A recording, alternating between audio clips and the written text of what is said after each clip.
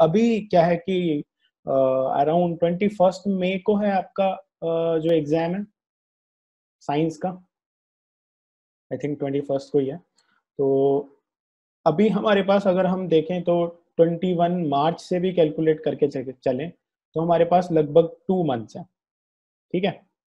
अब होता क्या है कि यार देखो, पूरे साल आपने जो पढ़ाई करी है ना, वो नॉलेज गेन करने के लिए करी है, पहली चीज, ठीक है। वो किसी भी एग्जाम को टॉप करने के लिए नहीं करी थी, वो सबसे पहले तो नॉलेज गेन करने के लिए करी थी। उसके बाद उसको अपनी डेली लाइफ में अप्लाई करने के लिए किया था कि क्या क्या मैं फिजिक्स से, केमिस्ट्री से, बायोलॉजी से अप्लाई कर सकता हूँ, कर सकती हूँ अपनी डेली लाइफ में। उसके बाद अब जो फाइनल स्टेज है, जिसको हम बोलते हैं एग्जाम्स, तो फाइनल स्टेज जो है वो एग्जाम्स है, और इसको क्लियर करते हो तभी आप नेक्स्ट क्लास में जाते हो। तो एग्जाम लेने का जो पर्पस होता है वो कहीं भी ये नहीं होता कि हम ये चेक करें कि आप में से कौन सुपीरियर है, कौन इन्फीरियर है। उसको लेने का पर्पस सिंपल ये होता है कि जितने कंसेप्ट आपको पढ़ाए गए, जितनी चीजें आपको इनपुट दी गई, तो आपने फिजिक्स में एफिशिएंसी पढ़ा होगा, एफिशिएंसी पढ़ा है कहीं पे भी?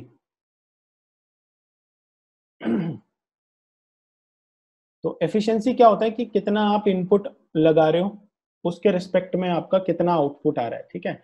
आप एफिशिएंसी देखोगे फिजिक्स की हर एक मशीन में, कोई भी डिवाइस बनी है आपकी, कोई भी अगर आपकी डिवाइस बनी है, तो उसमें एफिशिएंसी का बहुत बड़ा रोल होता है, ठीक है। तभी वो डिवाइस को पास किया जाता है। जैसे कि मान लो आपका लैपटॉप आ रहा है, कोई भी मोबाइल आ रहा है, तो उसमें ना एफिशिएंसी का बड़ा रोल है। अगर आपके इनपुट में जितनी आपकी चार्जिंग हो रही है फोन की, जितना इनपुट में आपका बैटरी का पावर लगा हुआ है, जितनी उसकी चिप साइज है, जितना उसका स्क्रीन साइज है, अगर वो सब प्रोडक्टिविटी अच्छी दे रहे हैं, तभी कोई मोबाइल जो है वो पास होता है, मार्केट में आता है, ठीक है। अदरवाइज वो मोबाइल मार्केट में नहीं आता, फिर उस पर और भी ज्यादा R&D की जाती है, रिसर्च एंड डेवलपमेंट किया जाता है। इसी तरीके से आप लोग स्टूडेंट्स हो ना, आप लोग प्रोडक्ट हो एक तरीके से। तो आपके ऊपर इनपुट दिया गया है पूरे साल क्लास 10th में, और इसी इनपुट का अब एक टेस्ट है जो कि निकल के आएगा जब आपके रिजल्ट्स आएंगे आउटपुट में, कि किसने कितनी एफिशिएंटली पढ़ाई करी है, ठीक है। तो ये लास्ट फेज है आपका, जिसमें आपको अपनी एफिशिएंसी वेरीफाई करवानी है कि हाँ भाई, हमने जो पढ़ाई करी है ना, वो बिल्कुल अप टू द मार्क है, और अब हम एलिजिबल हैं अगली लेवल ऑफ पढ़ाई करने के लिए। तो एग्जाम्स को देना भी हमें इसी तरीके से होता है, तभी एग्जाम्स अच्छे होते हैं, अदरवाइज प्रेशर में एग्जाम खराब हो जाते हैं। I share a lot of experiences through out the sessions, कि कहाँ पे मेरे खुद के एग्जाम्स अच्छे गए जब मैंने किस मेंटेलिटी से पढ़ाई करी थी, और कहाँ पे मेरे एग्जाम्स खराब हो गए जहाँ पे मैंने किस मेंटेलिटी से पढ़ाई करने के बाद एग्जाम को दिया। आपके साथ वो पूरा एक्सपीरियंस शेयर करूंगा, क्योंकि I know you are giving boards for the first time, और इस टाइम पे स्टोरी टेलिंग से, वो एक्सपीरियंसेस शेयर करने से आपको बहुत लर्निंग्स मिलने वाली है। तो एक मोटिव है इन सेशंस का, आपकी फिजिक्स को, आपकी केमिस्ट्री को, कहीं तक मैथमेटिक्स को, इनको ठीक करना, प्रॉब्लम्स को सॉल्व करना। और दूसरा मोटिव है आपसे वो एग्जाम फोबिया को निकाल के आपकी प्रोडक्टिविटी को एनहेंस करना, और फिर आपको गाइड करना कि 11th में आप किस तरीके से परफॉर्म कर सकते हो, ठीक है। 2 महीने में हम ये सब करेंगे, और जब आप एग्जाम देके निकलोगे तो आई बिलीव कि जो जो स्टूडेंट सिंसियरली ये सेशंस लेंगे, उनको काफी चीजें एक्स्ट्रा पता होंगी comparative to fellow students, right. तो फिजिक्स में देखो, जब मैं आपको पढ़ा रहा था तो उस टाइम पे मैंने आपका जो पार्ट कवर करवाया था, वो करवाया था electricity and magnetic effects of current.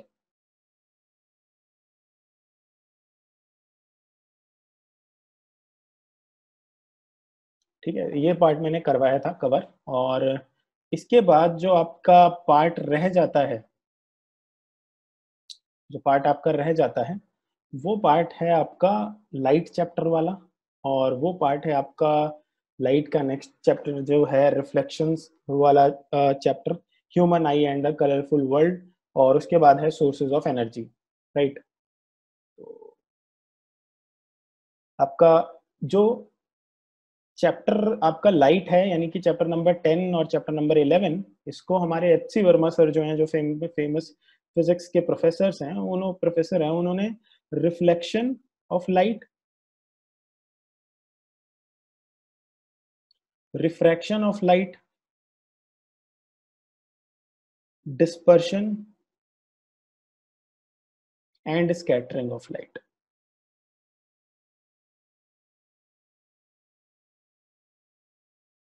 तो एच सी वर्मा जो बुक है ना वो आपकी वैसे तो 11th-12th में रिकमेंड की जाती है फिजिक्स में, लेकिन क्लास 10th की भी एच सी वर्मा सर ने एक बुक लिखी हुई है फिजिक्स की।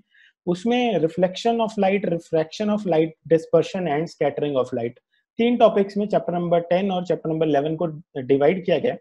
अब आप याद करो, लाइट का चैप्टर अपना याद करो, तो आपको अभी पता चलेगा, ध्यान में आ रहा होगा, क्योंकि आप सब लोग पढ़ चुके हो एक बार लाइट चैप्टर। आपको ध्यान में आ रहा होगा कि यार सबसे पहले तो बात की गई थी उन चीजों की जो कि कहीं ना कहीं रिफ्लेक्शन से रिलेटेड थी। यानी कि सबसे पहले आपकी एक बैकग्राउंड बनाने के लिए लाइट की प्रॉपर्टीज बताई गई, वहां पे रिफ्लेक्शन को बहुत अच्छे से समझाया गया, वहां पे लॉज ऑफ रिफ्लेक्शन को बहुत अच्छे से समझाया गया। फिर वहां पे कंसेप्ट ऑफ मिरर्स आया। मिरर में सबसे ज्यादा रिफ्लेक्शन का यूज हुआ था आपका। 3 टाइप के आपने, मतलब 2 टाइप के पहले तो आपने मिरर पढ़े थे, जिसमें आपने प्लेन मिरर पढ़ा था, और फिर आपने पढ़े स्फेरिकल मिरर। और स्फेरिकल मिरर में भी आपने 2 टाइप पढ़े उसके बाद, कौन कौन से? कनकेव मिरर और कन्वेक्स मिरर। ठीक है, यहाँ पे लगभग आपका जो रिफ्लेक्शन वाला पार्ट था वो खत्म हो जाता है। खत्म in the sense concept wise वो आपका एंड हो जाता है, और इसके बाद आपका रिफ्रैक्शन वाला पार्ट। अच्छा, रिफ्रैक्शन ध्यान करो कब पढ़ा था? रिफ्रैक्शन तब पढ़ने लग रहे थे हम जब हमारा लेंसेस आ गए थे, है ना, हमारे लेंसेस कंसेप्ट में आ गए। अब क्यों रिफ्रैक्शन पढ़ने लग गए? क्योंकि भाई रिफ्लेक्शन में तो हमने देखा लाइट टकरा रही है, वापस आ रही है, बाउंसिंग बैक हो रही है, लेकिन रिफ्रैक्शन में हमने देखा है लाइट बाउंस बैक नहीं हो रही है, लाइट एक मीडियम से दूसरे मीडियम में जा रही है। ठीक है, तो वहां पे कंसेप्ट आया किस चीज का? वहां पे कंसेप्ट आया रेयर मीडियम और डेंस मीडियम का। जब यहाँ पे रेयर मीडियम और डेंस मीडियम कंसेप्ट आया, तभी हमने फिर लेंसेस पढ़ना स्टार्ट किया। वहां पे कनकेव और कन्वेक्स लेंस पढ़े हमने, और उनके हमने रूल्स पढ़े। अब इन दोनों कॉन्सेप्ट्स में, रिफ्लेक्शन और रिफ्रैक्शंस में, जो सबसे प्रॉब्लमेटिक पार्ट है स्टूडेंट्स का, वो कौन सा है? न्यूमेरिकल्स। कि सर हमें समझ नहीं आता ये एफ को कब नेगेटिव लें, वी को कैसे देखना है, अगर हमें स्टेटमेंट दी हुई है किसी हमारे मिरर या लेंस के क्वेश्चन की कि an object is placed at x distance from the mirror, find out where the image will be formed, what is the type of the image, उस तरीके के क्वेश्चन सर हमें पूछे जाते हैं, तो हम हो जाते हैं कंफ्यूज। तो भाई कंफ्यूज इसलिए हो रहे हो क्योंकि वो कॉन्सेप्ट जो है वो दिमाग में ना फिट नहीं हुआ है, आपने बस रट लिया है कि ये मिरर इक्वेशन है, ये रे डायग्राम्स हैं, और इस तरीके से फॉर्मूला लग रहे हैं आपको, वो back of the mind clear नहीं हो रहा कि ऐसा क्यों हो रहा है।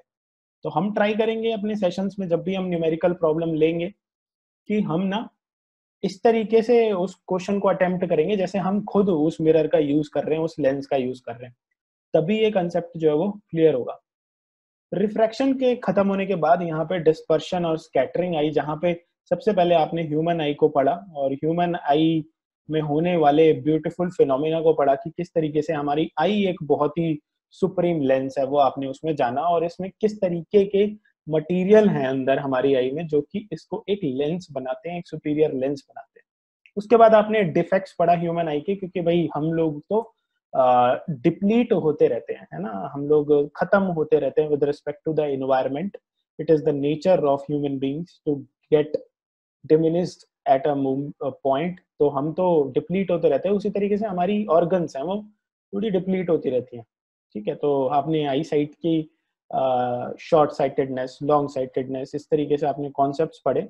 उसके बेसिस पे भी कई बार न्यूमेरिकल आ जाता है कि अब a person is suffering from hypermetropia, and उसके बाद आपको लेंस दे दिया, which lens should be placed, उसके बाद where would be the image formed. तो इस तरीके के कॉन्सेप्ट्स यहाँ पे आ जाते हैं। और दूसरा जो पार्ट है उसका स्कैटरिंग ऑफ लाइट, यहाँ पे सारे नेचुरल फिनोमिना के बारे में डिस्कस किया जाता है। अभी मैं एक बैकग्राउंड बना रहा हूँ आप सभी लोगों का ना, थोड़ा हमने जब पढ़ाई स्टार्ट करनी होती है तो बैकग्राउंड बनाना होता है कि किस तरीके की पढ़ाई हमने करनी है। आई पार्ट इज डिलीटेड, ठीक है, वो डिलीट पार्ट हो गया, वो कोई दिक्कत नहीं है, हम उसको एग्जाम पॉइंट ऑफ व्यू से नहीं करेंगे, लेकिन फिर भी मैं डिस्कस तो करता ही हूँ, क्योंकि चेन तो बनी हुई है ना, एक कॉन्सेप्ट में चेन बनी हुई है एक, तो कॉन्सेप्ट्स को तो चेन से ही पढ़ेंगे। जो पार्ट डिलीट हो गया ना उसके क्वेश्चंस नहीं करेंगे, बस ऐसा कर लेंगे। ठीक है, यहाँ पे नेचुरल फिनोमिना में बहुत सारे क्वेश्चंस आते हैं स्कैटरिंग पे, तो वो बहुत ही इजी क्वेश्चन होते हैं स्कैटरिंग के, why it is happening due to the bending of light, due to refraction, due to scattering. ठीक है, तो ये चीज है यहाँ पे आपका ये 3 पार्ट में जो हमने चैप्टर नंबर 10 और चैप्टर नंबर 11 को डिवाइड किया, यहाँ पे ये खत्म हो जाता है। फिर उसके बाद जो लास्ट चैप्टर है वो आपका वो कौन सा है, sources of energy. Sources of energy, ठीक है, तो ये तो बहुत ही इजी चैप्टर है, पूरा थ्योरेटिकल चैप्टर है, रिन्यूएबल नॉन रिन्यूएबल। ये भी शायद मैंने करवाया था आप लोगों को, I am not able to remember मैंने करवाया कि नहीं करवाया, लेकिन बहुत ही इजी चैप्टर है। इसमें बस वैल्यू होती है लिखने की, किस तरीके से आप क्वेश्चंस को अटेम्प्ट कर रहे हो उसकी, ठीक है, तो वो भी देख लेंगे। अब हम किस तरीके से स्टार्ट करने वाले हैं क्लासेस, तो हम इस तरीके से स्टार्ट करने वाले हैं कि देखो हम लोग रैंडम तो नहीं बढ़ेंगे, हम लोग बढ़ेंगे प्लान्ड तरीके से एकदम, क्योंकि हमारे पास है सिर्फ 2 महीने, यानी कि हम 2 मंथ्स में ये ट्राई करेंगे कि हमारा कोई भी क्वेश्चन फिजिक्स से आ जाता है, केमिस्ट्री से आ जाता है, तो एटलीस्ट वो हमारा गलत ना हो, मतलब सारे सब्जेक्ट से ही गलत ना हो, लेकिन जो हम यहाँ डिस्कस कर रहे हैं एटलीस्ट उसमें तो हम 100% देने का अपना प्रयास करेंगे, क्योंकि ये एक एक्स्ट्रा टाइम है जो आप भी दे रहे हो, मैं भी दे रहा हूँ, ठीक है। प्लान्ड वे में हम इसे पढ़ने वाले हैं, तो सबसे पहला जो हमारा प्लानिंग का पार्ट रहेगा वो रहेगा आप सभी की प्रॉब्लम स्टेटमेंट्स को मेरे पास होना, ठीक है, आप सभी की प्रॉब्लम स्टेटमेंट्स मेरे पास होना। हर हर इंडिविजुअल की एक प्रॉब्लम स्टेटमेंट है, कोई भी चीज टफ या इजी डिपेंड करती है पॉइंट ऑफ रेफरेंस पे। पढ़ा है point of reference word, physics का ही वर्ड है, किसके संदर्भ में आप बात कर रहे हो, किसके रिस्पेक्ट में आप बात कर रहे हो, उस पर डिपेंड करती है, ठीक है। तो कई स्टूडेंट्स ऐसे होते हैं जिनके लिए न्यूमेरिकल तो बहुत ही आसान है, वो कहते हैं जहां जहां न्यूमेरिकल पार्ट आता है फिजिक्स मेरी बहुत स्मूथली निकल जाती है। कुछ स्टूडेंट्स दूसरे टाइप के हैं, वो ये कहते हैं जहां जहां थ्योरेटिकल पार्ट आता है मेरी फिजिक्स बहुत स्मूथली निकलती है, जहां न्यूमेरिकल आता है मेरे back of the mind tension होने लग जाती है, ये न्यूमेरिकल तो मेरे से होते ही नहीं है और मैं इन्हें कभी अटेम्प्ट भी नहीं करूंगा या करूंगा। तो ऐसे ही मेरा एक फ्रेंड था, तो वो क्या करता था कि हर एग्जाम में जहां न्यूमेरिकल आते थे वहां पे क्वेश्चन छोड़ के ही आ जाता था। और जब मैं उससे पूछूं कि यार पढ़ता तो तू बहुत है, तो ये एग्जाम में मार्क्स कम क्यों आते हैं, तो कहते हैं कि मेरे को ना न्यूमेरिकल से फोबिया है। तो मैं क्या करता हूँ एग्जाम में न्यूमेरिकल छूता ही नहीं हूँ, देखता ही नहीं हूँ किस टाइप का न्यूमेरिकल है, क्योंकि मैं अपने मन में ठान चुका हूँ कि मेरे से न्यूमेरिकल नहीं होगा। तो ऐसा अगर किसी ने मन में ठाना हुआ है कि भाई मेरे से न्यूमेरिकल तो होगा ही नहीं, बहुत बच्चे, मैंने आपकी शीट चेक करी है, मेरे को पता है कौन कौन है, आज भी मेरे को थोड़े बहुत नाम याद है जिनकी शीट में न्यूमेरिकल होता ही नहीं है। पूरा पेपर अच्छा जा रहा होता है, पूरी थ्योरेटिकल उनके सही फुल मार्क्स आ रहे होते हैं हर क्वेश्चन में, और मैं देख रहा होता हूँ बहुत अच्छे से जा रहा है। जैसे ही मैं देखता हूँ कि न्यूमेरिकल कहाँ है, तो मेरे को न्यूमेरिकल नहीं मिलता। बहुत बहुत सारे आपके फ्रेंड्स ऐसे हैं, तो प्लीज आप सभी लोगों को अपना ये 2 महीने में न्यूमेरिकल का फोबिया बिल्कुल खत्म करना है कि न्यूमेरिकल मेरे से नहीं होगा, क्योंकि आज तो बच जाओगे, कल कैसे बचोगे फिर उससे। कल जब आप सब्जेक्ट कोई भी सब्जेक्ट लोगे, कुछ ना कुछ पार्ट ऐसा रहेगा जिसमें आपका न्यूमेरिकल या एप्लीकेटिव चीज रहेगी। तो प्रॉब्लम स्टेटमेंट सबकी मेरे को चाहिए, ठीक है, कि मेरे रिस्पेक्ट में यानी दिव्यांश शर्मा को क्या प्रॉब्लम है फिजिक्स में या केमिस्ट्री में, ठीक है, क्या प्रॉब्लम आ रही है, ठीक है। तो आपने अभी नोट करी है किसी ने, मतलब मैंने कहा था ये कि आज आपकी मैं प्रॉब्लम स्टेटमेंट्स डिस्कस करूंगा, तो किसी ने अपनी प्रॉब्लम स्टेटमेंट्स डिस्कस करी मतलब लिखी हैं, या किसी को पता है तो प्लीज अपना चैट सेक्शन में बता दो, और अगर आप अनम्यूट करके बताना चाहते हो तो अपना हैंड रेस कर दो, जो तो फिर मैं आपसे पूछ सकता हूँ। अच्छा, ठीक है, तो प्रॉब्लम्स आनी स्टार्ट हो रही हैं। जैसे रोहन की प्रॉब्लम है कि थ्योरेटिकली अब मेरे को प्रॉब्लम कर रहा है, तो देखो प्लान तरीके से पढ़ने का यही हमारा मकसद है कि आपकी सारी प्रॉब्लम्स को सॉल्व करना। यहाँ पे 2 तरीके की प्रॉब्लम आने वाली है, मुझे पता है। पहली प्रॉब्लम होगी मेमोरी बेस्ड क्वेश्चंस जिनसे नहीं होते, ठीक है, या राइटिंग बेस्ड अगर मैं इन्हें कहूँ तो वो भी गलत नहीं होगा, थ्योरी बेस्ड कहूँ वो भी गलत नहीं होगा। दूसरे न्यूमेरिकल बेस्ड क्वेश्चंस जिनसे नहीं होते वो, ठीक है। तो ठीक है, सभी के एक एक करके मैं प्रॉब्लम्स देख रहा हूँ, ठीक है। तो भाई हम लोग ऐसे ही करेंगे कि आप क्या करोगे, आपको जो भी प्रॉब्लम आ रही है ना, किसी भी न्यूमेरिकल में प्रॉब्लम आ रही है, किसी भी कॉन्सेप्ट में प्रॉब्लम आ रही है, वो आप मेरे को यहाँ पे भी बता रहे हो। जो हमारा ग्रुप है ना उसको हमने बहुत ही एक्टिव रखना है, ठीक है। उसमें क्या करना है, हमने जो भी हमें न्यूमेरिकल नहीं आया और उसको हमने देख के कर लिया, देख के कर लिया अगर, और देख के कर लिया तो अगर छोटी सी दिक्कत थी तब तो चल जाएगा, लेकिन देख के कर लिया और वहां पे कंसेप्ट क्लियर नहीं था, उस न्यूमेरिकल की आप फोटो भेज के तुरंत फोटो क्लिक करके तुरंत आप व्हाट्सएप पे डाल दोगे इस ग्रुप में, ठीक है। अब होगा क्या कि न्यूमेरिकल्स अगर होंगे बहुत ही इजी, अगर उसमें कोई बहुत ही छोटी सी चीज है जो आपको नहीं पता चल रही, तो I will share the audio solution या I will share the written solution. जहां पे मेरे को लगेगा यार बहुत अच्छा न्यूमेरिकल है, इस न्यूमेरिकल को मुझे डिस्कस करना ही करना चाहिए क्या, ताकि बाकी लोग भी जाने इस न्यूमेरिकल के बारे में, इस कॉन्सेप्ट के बारे में, वो मैं डिस्कस कर लूंगा आपके ग्रुप में, ठीक है। तो ये प्रॉब्लम आपकी सॉल्व हो जाएगी। देखो न्यूमेरिकल का सबसे बढ़िया तरीका है, आपकी प्रॉब्लम्स वाले न्यूमेरिकल सारे मैं उठाता रहूं, उनके सोल्यूशंस मैं देता रहूं। दो टाइप के सोल्यूशन है, एक जो मैं तुरंत दे रहा हूँ, ग्रुप में ही दे रहा हूँ क्योंकि वो इजी है, एक जो मैं इस 10 बजे वाली क्लास में आके दे रहा हूँ क्योंकि वो थोड़े कॉन्सेप्ट बेस्ड है, अच्छे न्यूमेरिकल है, बाकी स्टूडेंट्स भी उनको देख के सीख सकते हैं और उनको देख के मतलब अप्लाई कर सकते हैं, ठीक है। दूसरी चीज है थ्योरी वाला पार्ट। तो थ्योरी वाले पार्ट के लिए देखो प्रेजेंटेशन का सबसे इंपॉर्टेंट रोल है, किसी भी एग्जाम में सबसे बढ़िया रोल जो होता है वो प्रेजेंटेशन का होता है। प्रेजेंटेशन आपकी एकदम टिप टॉप होनी चाहिए, यानी कि क्वेश्चन का आंसर जो आपने लिखा है उसमें कहीं पे भी आपका लो कॉन्फिडेंस नहीं शो होना चाहिए। लो कॉन्फिडेंस किससे शो होता है? खराब हैंड राइटिंग से, लेटर्स के बीच में स्पेसिंग नहीं है, बहुत ही क्लमजी कर रखे हैं उससे, डायग्राम्स आपने पेन से बना दिए या खराब बना दिए, उससे लो कॉन्फिडेंस शो होता है कि आपको नहीं आता। खराब बना दिया आपने, पेन से बना दिया आपने, वहां पे लो कॉन्फिडेंस शो होता है कि आपको लग ही नहीं रहा था इसमें आप पूरा मार्क स्कोर कर पाओगे उससे। तीसरा, आपने उस पूरे क्वेश्चन को, अगर वो 4 मार्कर है, 5 मार्कर है, 3 मार्कर है, आपने उसे पार्ट्स में डिवाइड नहीं किया, आपने एक पैराग्राफ से लिख दिया। तो साइंस में ऐसा कोई भी क्वेश्चन नहीं है जिसमें आपको पैराग्राफ लिखना पड़े। हर क्वेश्चन को आपको, एक्सेप्ट बायोलॉजी, हर क्वेश्चन को आपको साइंस, फिजिक्स और केमिस्ट्री में पॉइंट्स में बना बना के लिखना है, ठीक है। इवन बायो में भी आप पॉइंट्स में लिखेंगे तो वर्दी रहेगा।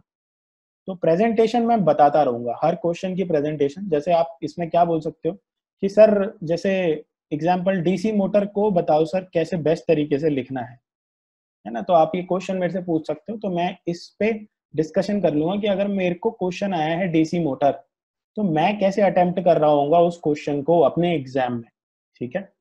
तीसरी प्रॉब्लम आपकी यहाँ सॉल्व हो जाएगी। फिर मिरर फॉर्मूला, हाँ, ये मिरर फॉर्मूला और मैग्निफिकेशन में मुझे पता है कि प्रॉब्लम है ही है, आप लोगों को होगी होगी। तो what I will be doing कि एक एक करके हम चैप्टर्स पकड़ेंगे सारे, ठीक है। सारे चैप्टर्स को हम एक एक करके पकड़ेंगे। अब मेरे अकॉर्डिंग मैंने चैप्टर नंबर मतलब 13 और 14 है शायद, इलेक्ट्रिसिटी और मैग्नेटिक इफेक्ट्स ऑफ करंट, वो मैंने करवाया था, तो उसको मैं थोड़ा बाद में लेता हूँ, ठीक है।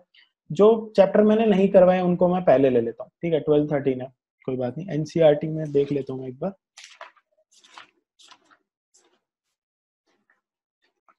ठीक है, 12 13 जो है वो मैंने करवाया हुआ था, तो मेरे अकॉर्डिंग उसके वीडियोस भी हैं कुछ उस चैनल पे IGCBSE पे, तो उसके कॉन्सेप्ट्स आप रिवाइज कर सकते हो वहां से। इन्हें मैं बाद में लूंगा, मैं पहले कवर करूंगा आपका चैप्टर नंबर 10 और 11, ठीक है। चैप्टर नंबर 10 और 11, तो इन चैप्टर्स में जो जो प्रॉब्लम्स हैं आपकी, वो प्रॉब्लम्स आप निकालना स्टार्ट कर दो, चैप्टर नंबर 10, चैप्टर नंबर 11, ठीक है। अब जरूरी नहीं है कि प्रॉब्लम आप रात को 10 बजे ही पूछो मेरे से, आप व्हाट्सएप ग्रुप में प्रॉब्लम्स डालते रहो। तो इवन आप खुद से भी एक दूसरे की प्रॉब्लम सॉल्व कर सकते हो, लेकिन मेरे को अगर लगता है कि मुझे ही बताना है तो मैं उस प्रॉब्लम को सॉल्व कर दूंगा और क्लास में डिस्कस करूंगा। 10 और 11 को सबसे पहले हम खत्म कर लेंगे, उसके बाद हम 12 और 13 पे आएंगे। 12 और 13 को खत्म करने के बाद ये जल्दी जल्दी खत्म होंगे, ठीक है। तो ऐसा होगा कि मैं ऐसे बैठा नहीं रहूंगा कि अगर कोई डाउट नहीं आया तो मैं बैठा हुआ हूँ। आई विल डेडिकेट 2 to 3 क्लास, ठीक है, for let's say chapter number 10। तो I will dedicate let's say 3 classes for chapter number 10। फिर आई विल डेडिकेट, यानी 1 वीक, ठीक है। फिर आई विल डेडिकेट 1 क्लास या 2 क्लास फॉर चैप्टर नंबर 11, ठीक है। फिर I will dedicate 1 week for chapter number 12 and 13, ठीक है। तो इस तरीके से मैं वीक बाय वीक चलता जाऊंगा। तो आई एम अज्यूमिंग कि मेरे पास आपको पढ़ाने के लिए लगभग 8 वीक्स हैं। तो 8 वीक्स में मैं फिजिक्स भी कंप्लीट करवा सकता हूँ और केमिस्ट्री के भी बहुत मेजर पोर्शंस जो हैं जिनमें प्रॉब्लम आती है आप लोगों को, वो कंप्लीट करवा सकता हूँ। once I'll be done by physics, I'll be putting chemistry on board. So it depends upon all of you कि आप लोग किस तरीके से अपने प्रॉब्लम्स को लेके आते हैं, ताकि हम बहुत अच्छे तरीके से इन सेशंस को यूटिलाइज करके अपना पूरा सिलेबस खत्म करें। अगर हमें लगता है कि हमने साइंस खत्म कर ली, ठीक है, वैसे तो प्रिपरेशन कभी खत्म नहीं होती, अगर हमें लगता है कि भाई हमारी प्रिपरेशन खत्म हो गई, तो हम मैथ्स पे भी जा सकते हैं। कुछ कुछ जो मैथ्स के चैप्टर्स हैं जो प्रॉब्लमेटिक थोड़े होते हैं, उन पे हम जा सकते हैं और उन पे डिस्कस कर सकते हैं कि अटेम्प्ट कैसे करना है, क्योंकि मैथ्स में बहुत सारे स्टूडेंट्स कंफ्यूज्ड रहते हैं। ठीक है, ट्रिग्नोमेट्री जैसे काव्य ने बोला, तो ट्रिग्नोमेट्री वगैरह पे हम डिस्कशन कर सकते हैं। वो मैं कर रहा हूँ या कोई और इंस्ट्रक्टर कर रहा हो, डिपेंड्स टाइम की अवेलेबिलिटी। ठीक है, और अगला है, अच्छा ठीक है, I am having problems in chapter number 12। ठीक है, 12 है इलेक्ट्रिसिटी, तो इलेक्ट्रिसिटी के हम फिर बाद में करेंगे।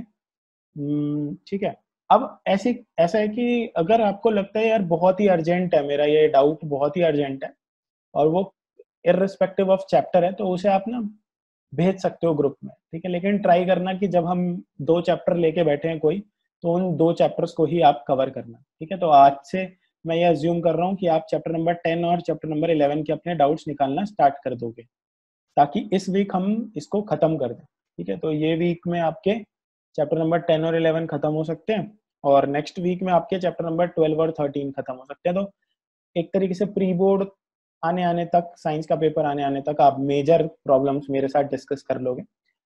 जब आपके चैप्टर खत्म हो जाएंगे, उसके बाद केस बेस्ड क्वेश्चंस, ठीक है, तो केस बेस्ड क्वेश्चंस हम डिस्कस कर लेंगे। समझ गया कौन सी प्रॉब्लम है।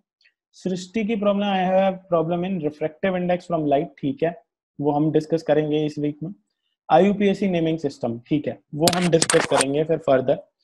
तो उस पर अगर जैसे मेरे को लग रहा है कि वो थोड़ा टाइम टेकिंग है, तो I will make some videos also, है ना, जो मेरे को लगेगा कि यार ये कॉन्सेप्ट जो है इसकी तो वीडियो बना सकता हूँ, तो I will make video also. I will try to utilize as best as possible this time. ठीक है,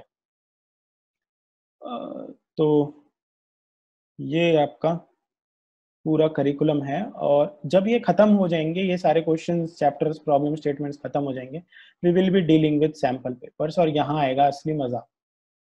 तो हम क्या कर रहे होंगे, हर वीक कोई ना कोई पेपर्स उठा रहे होंगे, और उन पेपर्स में से निकाल के लेके आ रहे होंगे कौन कौन से क्वेश्चंस बहुत अच्छे हैं। और ऐसा होगा कि हर दिन आपको ये देखना, ये अज्यूम करना है कि आज मेरा बोर्ड का एग्जाम है, और हर दिन कोई ना कोई पेपर आपको सॉल्व करना है। तो मैं आपको ये टेक्निक बताऊंगा कि किस तरीके से हमें हैबिट डालनी है कि हमारा बोर्ड का एग्जाम है, तो किस तरीके से हमें वो हैबिट डालनी है। और हर दिन करते करते ऐसा होगा कि हम आपके प्री बोर्ड के एग्जाम्स के बाद अगर हम ये पेपर अटेम्प्ट करना स्टार्ट करें, तो एटलीस्ट हर सब्जेक्ट के हम 10 से 12 से 15 और बेस्ट केस में 20 to 25 सैंपल पेपर सॉल्व कर रहे होंगे, प्रीवियस ईयर पेपर सॉल्व कर रहे होंगे, और उससे बहुत ज्यादा कॉन्फिडेंस आएगा। रियल कॉन्फिडेंस वही है जब हम sample papers, question paper solve करते हैं, क्योंकि वहां पे हमारा माइंडसेट बन जाता है कि ये तो एग्जाम है। ठीक है, रिफ्रैक्शन ऑफ लाइट में, ठीक है, मैं डाउट्स ले लूंगा। कुछ अच्छे क्वेश्चंस होंगे वो मैं प्रैक्टिस खुद से भी करवाऊंगा, क्योंकि मेरे पास बुक्स हैं रेफरेंस के लिए कुछ अच्छी, तो मैं उनसे निकाल के लेके आ जाऊंगा कि ये क्वेश्चन मेरे को बहुत अच्छा लगा। तो किस टाइप के क्वेश्चंस हम देख रहे होंगे, वो आपके पैटर्न पे बेस्ड है। तो एक बार अगर मैं पैटर्न देखूं, ठीक है, एक सैंपल क्वेश्चन पेपर है जो कि मैंने अभी डाउनलोड कर लिया था रिसेंटली, कि मैं एक बार डिस्कस कर लूंगा कि किस तरीके के क्वेश्चंस हमारे आते हैं, है ना। आपको पता भी है वैसे तो, लेकिन जिनको नहीं भी पता उनके लिए भी है ये, कि एक तो MCQ, तो हर बार मैं ये ट्राई करूंगा कि कोई ना कोई MCQ के अच्छे क्वेश्चंस हमारे पास आ जाएं। जो भी चैप्टर जिस भी वीक में हम डिस्कस कर रहे हैं उसके MCQ क्वेश्चन अच्छे से आ जाएं। वेरी शॉर्ट आंसर फिर भी एक बार को हो जाते हैं, लेकिन एजर्शन रीजन में आप बहुत सारे लोग फंसते हो।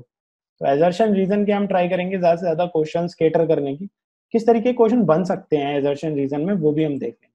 ठीक है, और उसके बाद है हमारे कैरिंग 2 मार्क्स। अब काफी लोग कंफ्यूज हो जाते हैं, 2 मार्क्स में कितना लिखना है, 5 मार्क्स में कितना लिखना है, 3 मार्क्स में कितना लिखना है। तो 2 मार्कर, 3 मार्कर और 5 मार्कर क्वेश्चन भी हम डिस्कस करते हैं।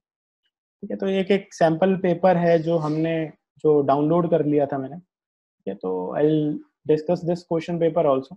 तो इसमें हमें पूरा फॉर्मेट पता चल जाएगा कि भाई कैसा हमारा एग्जाम होने वाला है। है ना।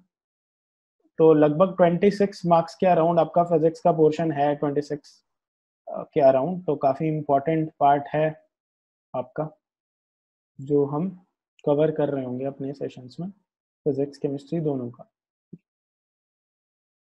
तो एक स्टैंडर्ड पेपर है ये, स्टैंडर्ड क्वेश्चंस पूछे गए हैं इसमें, और आपको उसी तरीके से इनके आंसर्स करने हैं, ठीक है। तो that's all from my side. हम क्या कर रहे हैं, चैप्टर नंबर 10 और 11 के प्रॉब्लम्स सारे ले रहे हैं।